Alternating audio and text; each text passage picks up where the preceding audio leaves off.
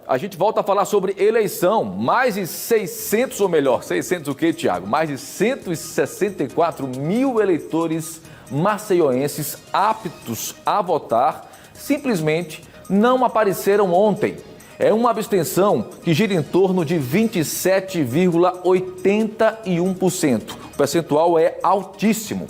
Para a gente falar um pouco mais sobre esse cenário, o que de fato ele representa, vamos conversar a partir de agora ao vivo com o advogado Gustavo Ferreira, que é inclusive professor universitário. Gustavo, muito bom dia, seja bem-vindo ao BG.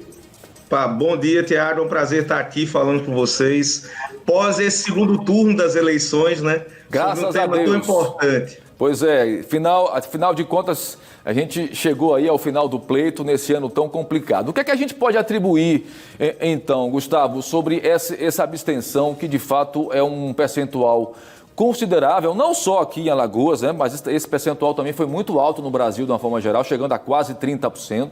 Né? Isso atribui ao quê? O fato da pandemia tem um fator preponderante aí ou, de fato, isso não se refletiu nas urnas? Bom, a pandemia, evidentemente, Tiago, ajudou muito essa abstenção, mas não é somente a pandemia. Nós temos um movimento, já desde 2016, no aumento das abstenções, votos nulos e votos brancos nas grandes cidades. É importante somente fazer uma separação, tá, Tiago, entre municípios pequenos e municípios de médio e grande porte. Eu vou usar aqui um critério de habitantes, tá? Municípios com mais de 100 mil habitantes, 150 mil habitantes, médio e grande porte em diante, e municípios com menos de 100 mil habitantes. Nesses municípios com menos de 100 mil habitantes, a abstenção, mesmo com a pandemia, foi baixa. Foi dentro do padrão esperado dos últimos anos.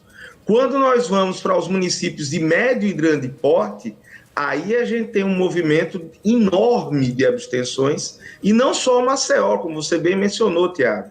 O número de abstenções ficou em segundo lugar em Porto Alegre, em São Paulo, e em primeiro lugar, teve mais abstenções do que o primeiro mais bem votado, em Goiânia. Então, isso representa, e Rio de Janeiro, isso representa que nas cidades de médio e grande porte, há uma insatisfação com a falta de contato constante da classe política. A ideia de que eu só preciso estar junto do eleitor a cada período eleitoral, isso é de forma ampla, tá? Seja candidatos de centro, de direita ou de esquerda, ela tem que ser alterada. O efeito claro disso é que nos municípios menores, onde há um contato maior eleito-eleitor, Sim. onde há um contato, né? Perfeito. O cidadão está ali do lado, né? Exato. A gente tem um número de abstenção menor, mesmo com a pandemia. Então, houve um crescimento do nosso número histórico de abstenções, que gira em torno de 20% nacionalmente, considerando o primeiro turno, né? Evidentemente, ficou em torno de 23%, mas quando a gente vê o corte somente desses municípios de médio e grande porte, e especialmente no segundo turno, esse número deu um salto imenso. Não foi só Maceió que... Isso significa, né, professor, me permita, que o recado foi dado nas urnas, né? Sim. E os eleitos ou os reeleitos precisam estar atentos exatamente o que esses eleitores traduziram em voto. Até porque a gente precisa também dizer o seguinte, né? Até a gente já traz aqui a informação, paralelo à abstenção, a gente tem aí também um percentual até alto também de votos nulos em branco, cerca de 11,41% aqui em Maceió especificamente, né? Se a gente somar as abstenções, Tiago, com os votos nulos e brancos, nós temos um percentual de 39,22%. É muito grande. Quase 40%. É muito grande. É muito grande o percentual. E aí, traduzindo, o recado, então, para esses novos gestores daqui em 2021, na sua avaliação, qual é? Na minha opinião, Tiago, o recado não só para os novos gestores, mas quem ficou na oposição, se aproxime do eleitor. Constantemente, diariamente, cotidianamente. E aumenta a pressão ainda mais desses eleitos, né, para que, de fato, possam colocar em prática tudo aquilo que foi dito, né? Porque muito foi prometido, muito foi dito, né? Tripudiaram demais em alguns momentos e agora chegou a hora do vamos ver, né?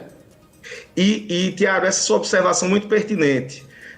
O critério muito claro dessa eleição foi: os gestores bem avaliados conseguiram se reeleger, os gestores mal avaliados não conseguiram se reeleger. Então não há um movimento, como já teve em alguns anos, de continuidade. Quem está no cargo vai ser automaticamente reeleito. Nem há um movimento, como nós já tivemos no Brasil, de renovação. É um nome novo, automaticamente ele tem mais chances. O eleitor, curiosamente, agiu de forma bastante racional. Se ele entendia que a gestão era boa, ele validava. Se ele entendia que aquela gestão não era boa, ele não validava, ou seja, ele não confirmava o voto naquele candidato. E isso foi de norte a sul, e esse movimento é interessante. Foi nos municípios grandes, de médio e de pequeno porte também. A condição básica da democracia, né, professor? Não está bom, Sim. troca, né? Porque muitas vezes essa democracia foi colocada muitas vezes em segundo, terceiro, quarto, quinto plano e por aí vai, né, professor? Verdade. Olha, eu quero agradecer imensamente a sua participação, muito obrigado, viu? E lhe desejando aí também já um mês de dezembro feliz, tá?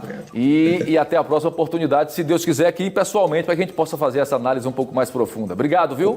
Amém, eu que agradeço. Bom Natal para todos, bom Ano Novo desde já também.